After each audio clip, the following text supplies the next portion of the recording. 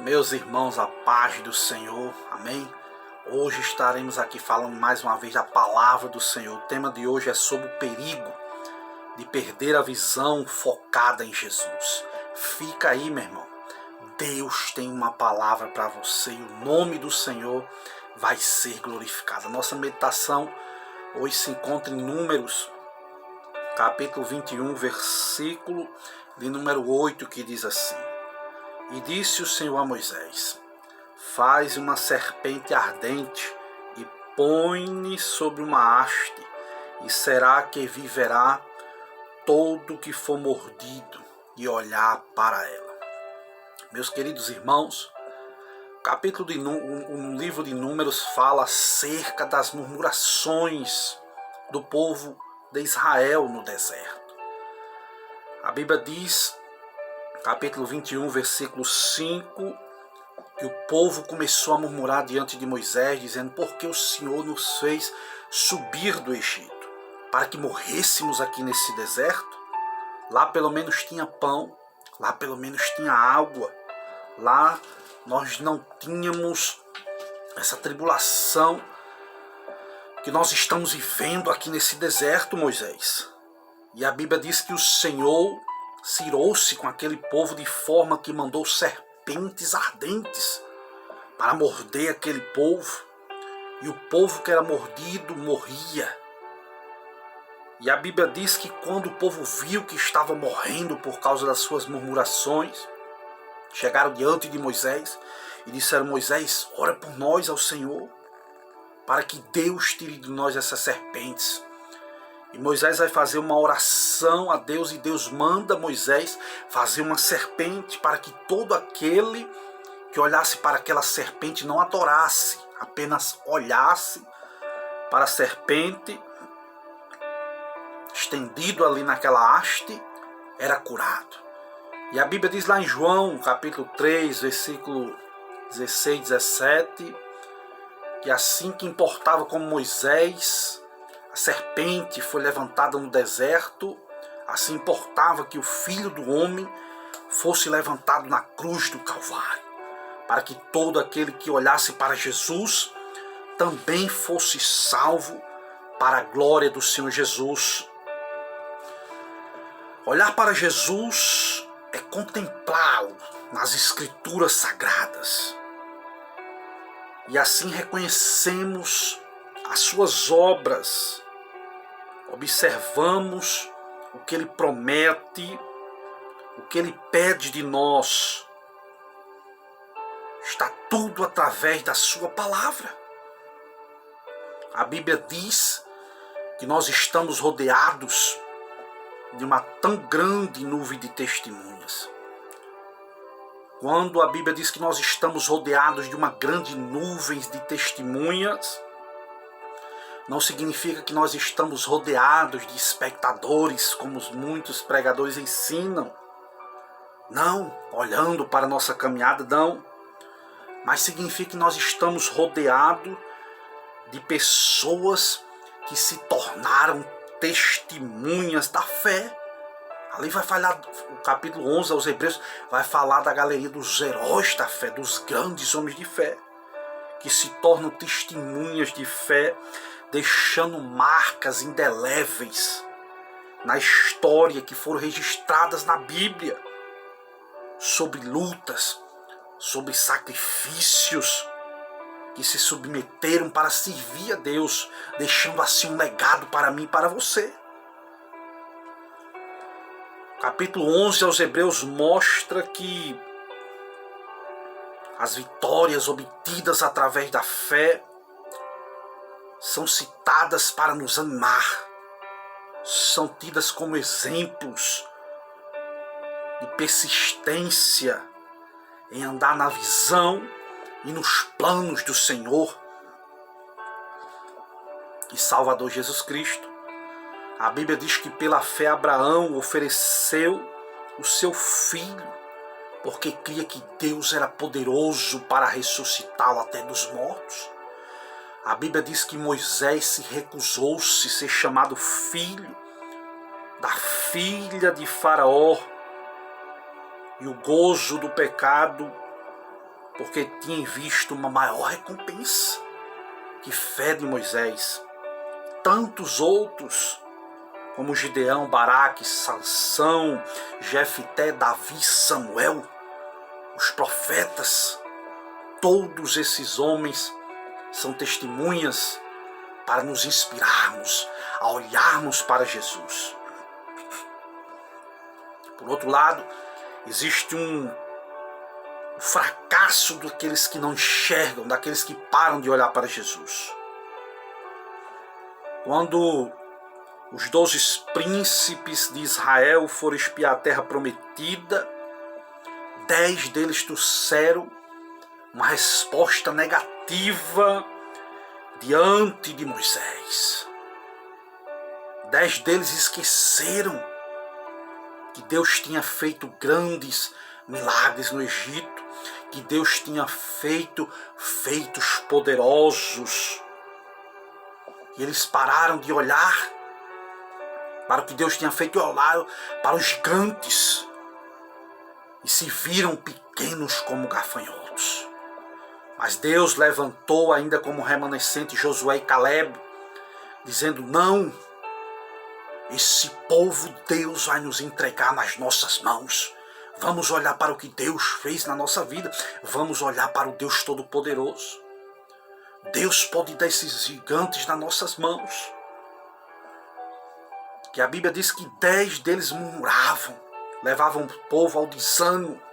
Mas Josué e Caleb permaneceram firmes, olhando para Jesus, olhando para os feitos do Todo-Poderoso.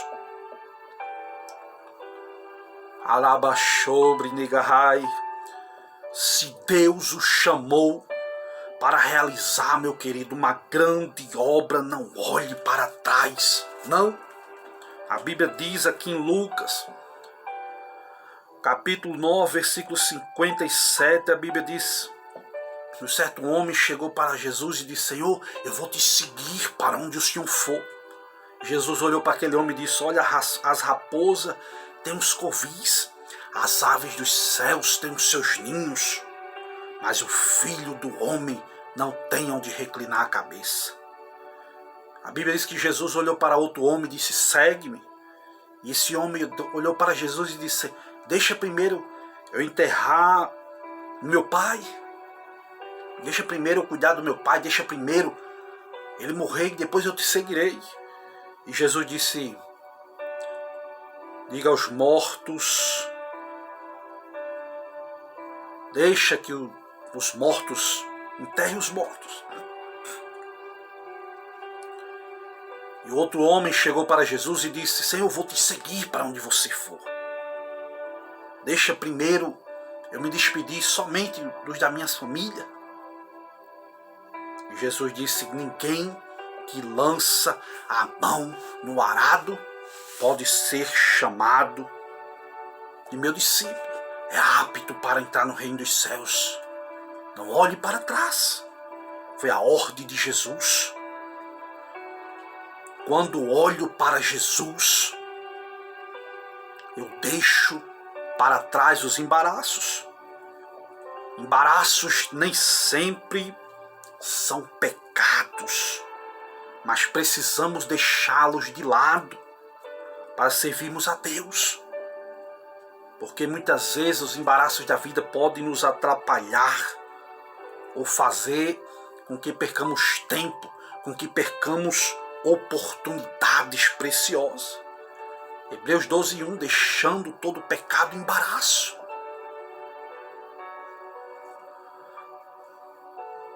Em Lucas capítulo 14, a Bíblia fala de uma parábola de um homem que fez uma grande ceia e mandou chamar os seus convidados.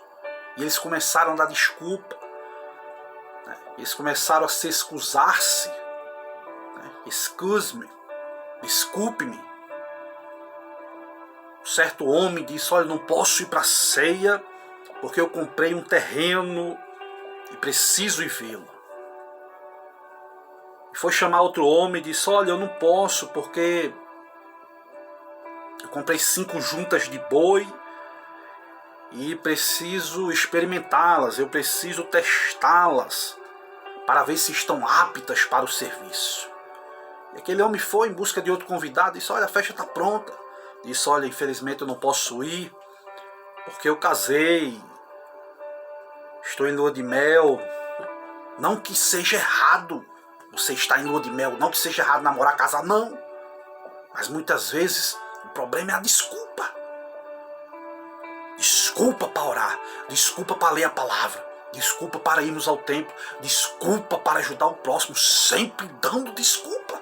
Para a obra de Deus nós temos desculpa para tudo. Quando éramos do mundo, ninguém dava desculpa para nada. Independentemente se estava chovendo ou não, se tinha dinheiro ou não, a gente arrumava o dinheiro emprestado, a gente ia debaixo de chuva, a gente pegava carona, a gente fazia o esforço possível para servir ao Satanás e ao mundo. Mas para Deus qualquer coisinha, basta o tempo mudar. Basta um sono, basta uma muriçoca para nos impedir de orarmos. Desculpas. Quando olho para Jesus, eu abandono o pecado. Pecado é todo tipo de transgressão, desobediência à palavra de Deus. Pecado é aquilo que Deus ordena, aleluia, que não sigamos. Pecado, aleluia, é quando saímos dos objetivos traçados por Deus, é quando obedecemos ao diabo. A Bíblia diz que o estado final produzido pelo pecado é a morte. O salário do pecado, meu querido, é a morte. Diferente do salário do trabalhador. No final do mês, aquele salário mínimo lá. O salário do trabalhador. Diferente do salário do obreiro de Cristo, que receberá galardões, coroa, vida eterna. Qual é o salário daqueles que vivem pecando? Morte. Morte física só não. Morte espiritual, morte eterna, lago de fogo onde haverá pranto e ranger de dentes. É o salário dos que andam no pecado. Vai ser o salário. É a morte. Devemos abandonar o pecado quando olhamos para Jesus. O pecado também na Bíblia é chamado de iniquidade, de perversidade, de coisa malévola, injusta, criando impedimento para que o Deus Todo-Poderoso nos ouça. Existe uma barreira entre Deus e o homem. Essa barreira só quem pode quebrar é o sangue de Jesus na cruz do Calvário. A Bíblia diz que as nossas transgressões, aleluias, fazem divisão da gente com o nosso Deus.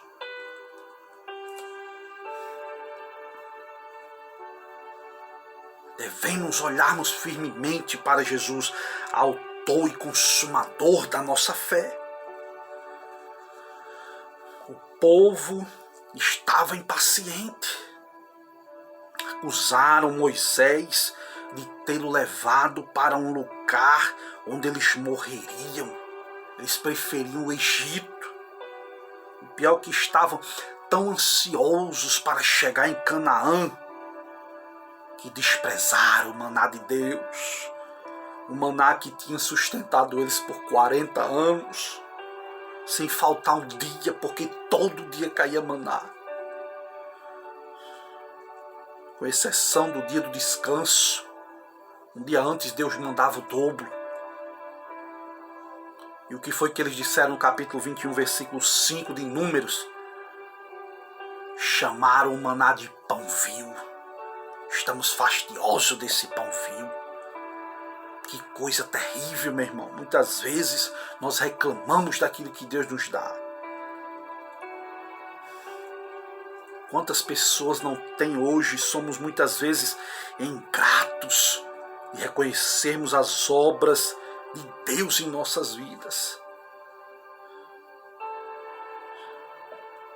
E por isso Deus mandou juízo, por isso Deus mandou as serpentes ardentes, serpentes abrasadoras, porque a sua picada causava uma grande dor, a sua picada causava inflamação, fazendo com que as pessoas sofressem, fazendo com que as pessoas até morressem.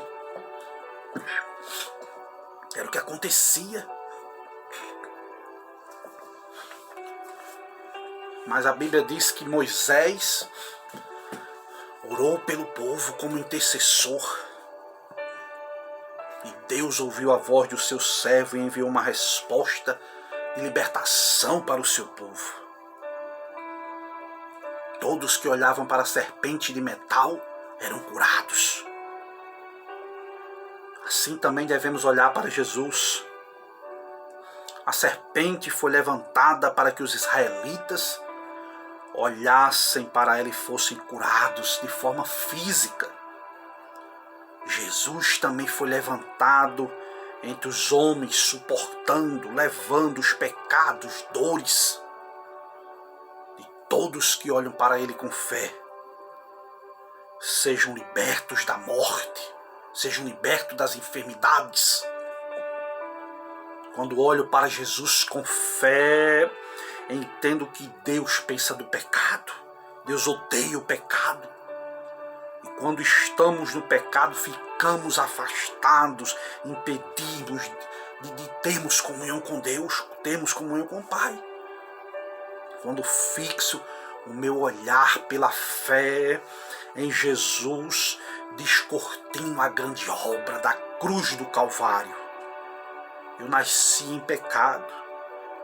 Sem Deus, meu querido, nós permaneceríamos no pecado. Estaríamos destinados à morte espiritual. Mas Ele morreu por mim, Ele morreu por você, para nos libertarmos, nos dar uma oportunidade para termos uma vida plena com Cristo. A serpente aqui era um símbolo do pecado. Jesus Cristo foi feito pecado por nós, para que nele, para que através dele fôssemos reconciliados com Deus, fôssemos declarados justos por Deus. Isso aconteceu quando Jesus bradou na cruz do Calvário: está consumado.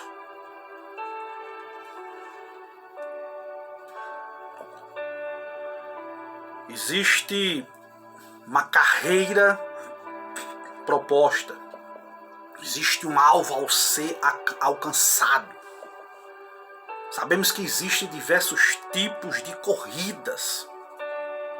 Existe a de curta distância, 100 metros rasos, 200 metros rasos, 400 metros rasos, 800 metros rasos, não é verdade? Mas existe também as de longas distâncias, que é preciso muita resistência.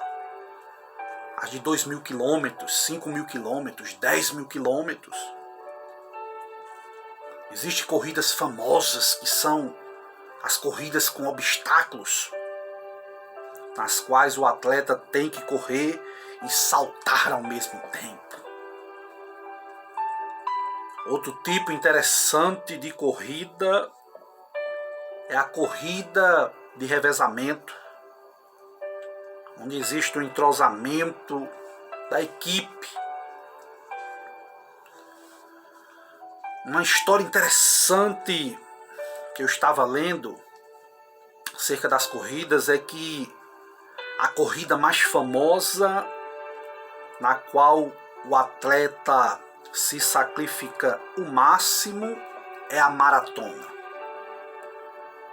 Poucos sabem que a maratona foi criada nos Jogos Olímpicos do ano de 1896, em homenagem a um soldado grego que correu da cidade de Maratona até a cidade de Atenas. Fazer o que, irmão Júlio? Uma distância de 40 quilômetros.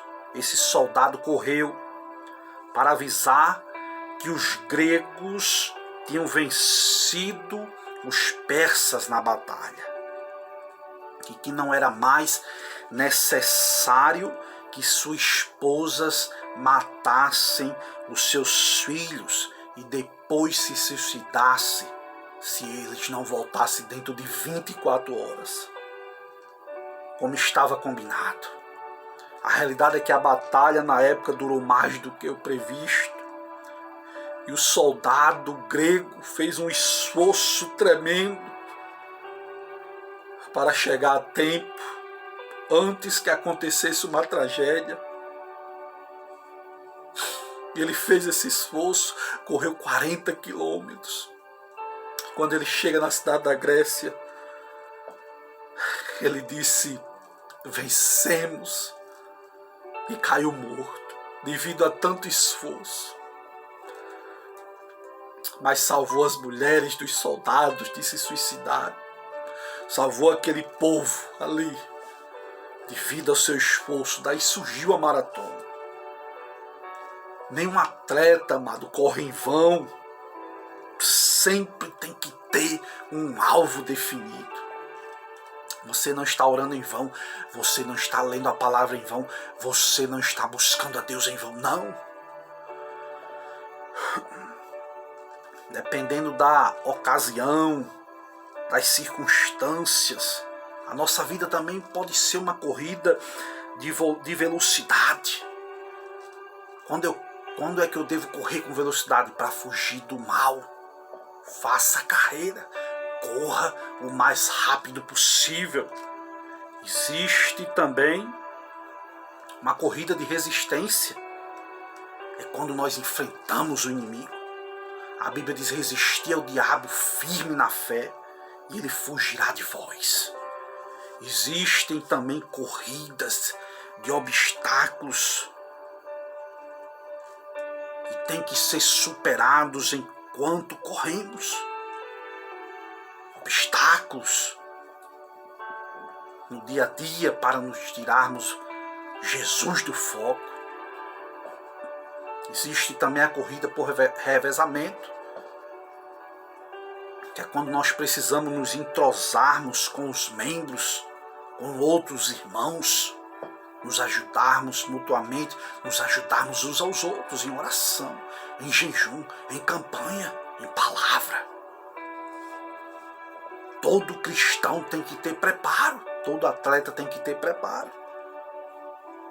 Todo atleta, para vencer uma corrida, precisa desenvolver uma preparação extensa, uma preparação árdua, participando muitas vezes de um longo treinamento, tendo que cuidar da sua saúde, da alimentação, fazendo os mesmos exercícios todos os dias, diversas vezes, para criar músculos fortes, que são fundamentais para armazenar energia, suportar a fadiga, suportar o cansaço, criar uma resistência aeróbica.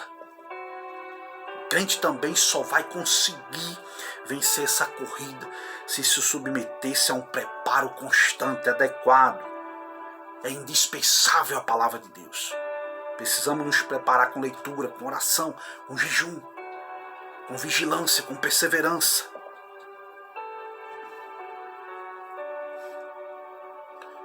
Às vezes, meus queridos, nós estamos num pelotão de frente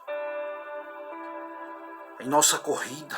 Às vezes está dando tudo certo, estamos liderando, mas muitas vezes o sufoco é grande. Mas o nosso preparo permite muitas vezes uma resistência.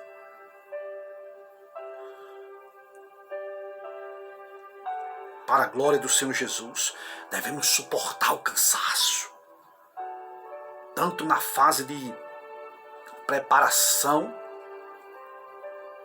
quanto na corrida propriamente dita. Existe um cansaço, um desgaste tremendo. Não é fácil se autodisciplinar, não. Não é fácil investir uma grande parte do nosso tempo repetindo sempre o mesmo tipo de exercício. Não é fácil. O atleta corre todo dia. O atleta faz certas barras todo dia, certas flexões todo dia, certos abdominais todo dia. Você é um cristão. Leitura todo dia. Oração todo dia. Jejum todo dia. Tem hora que nós, Senhor, o mesmo exercício. É o mesmo exercício. os mesmos exercícios para permanecermos firmes. E aqui eu concluo a nossa palavra. Que possamos corrermos com paciência a carreira que está nos proposta. O que é paciência? Segundo o dicionário Aurélio, é uma virtude que consiste em suportar dores. Paciência é uma virtude que consiste em suportar incômodos. Paciência, meu amigo, causa muitas vezes infortúnios. Aleluias. Paciência. Sem queixas, sem resignação. O que é resignação? É suportar sem reclamação. Não é fácil. Paciência também é definido como perseverança tranquila. Lembra Pedro quando estava para ser morto no outro dia, lá em Atos 12? Pedro dormiu no meio de soldados que estavam para matar aquele homem de Deus no outro dia. Paciência é uma espera serena por um resultado. Isso aí não é fácil, querido, ter paciência. Na Bíblia, a paciência tem que ser acrescentada à piedade, um aclaseado.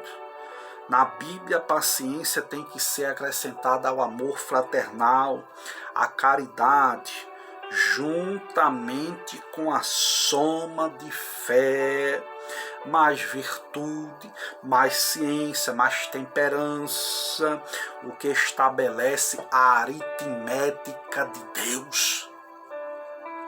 Isso resulta num atleta bem preparado, num crente produtivo, num crente operante, que tem a visão focada em Deus, reconhecendo que só Deus pode manter, aleluias, a nossa corrida, aleluias, firmada nele. Recebe esta palavra, aleluia, não se esquece de olhar para Jesus enquanto você está percorrendo, não, essa corrida espiritual proposta, aleluia, quando estamos correndo focado em Jesus, a nossa vitória é garantida, porque Cristo se manifestou. Para quê, irmão Júlio? Para desfazer as obras do diabo. Lá em 1 João capítulo 3, versículo 8, é o que está escrito. Recebe esta palavra. Se você gostou, se inscreve aí no canal, tem o nome, se inscrever, se inscreve aí, ajuda o canal, compartilha esta mensagem com outras pessoas e que o nome do Senhor venha a ser glorificado. Fica na graça e a paz, que Deus te abençoe em nome de Jesus. Você e sua família, ora por nós, que nós estaremos orando aqui por você. Amém.